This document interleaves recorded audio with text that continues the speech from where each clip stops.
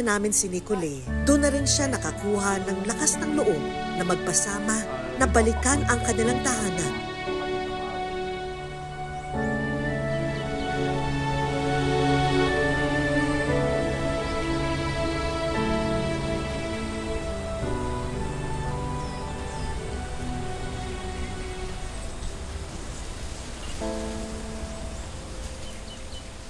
Mabigat para sa kanya na makita ang lugar na ito. Pero dito rin siya makakakuha ng lakas para buuin muli ang kanyang sarili at gawing inspirasyon ang mga alaala sa lugar na ito.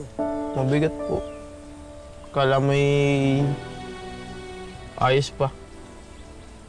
Pero pag nakikita ko mismo ito nga, ito. Visit na ito. Ito yung pwesto ko. Kaya walang tama. Yung ulo ko nandito. Tapos yung paa ko, kung tutuusin, dapat nandito. Kasi mahaba ako. Pero yung paa ko, nangyari nandito. Kabaluktot ako. Kaya nung nagising ako, basa lang yung nabasa yung parte dito. Kaya ako'y bumangon diretso, tsaka ay gawa nung lagabog.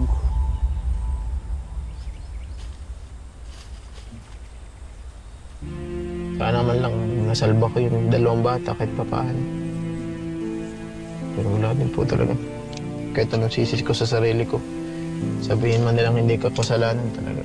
Hindi ko maiwasan. Dito po, sa kapatid ko. Lagi niyang dala-dala. Kahit tabi ko na lang din pala to. Kapatid kong bunso. No, ito eh.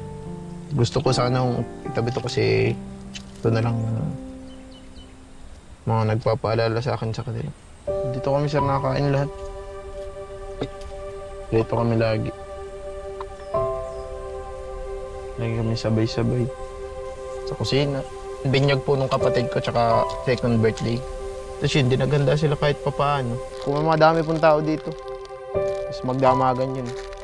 Kasi matagal nilang plinano yun. Kasi 2 taon na yung kapatid ko hindi pa nabibinyagan kasi wala nang budget. Masaya dito. Si Lolo po. Lagi po, araw-araw po siya dyan ako. Paghapon, gabi, umaga. Diyan po mismo sa bangkong yan.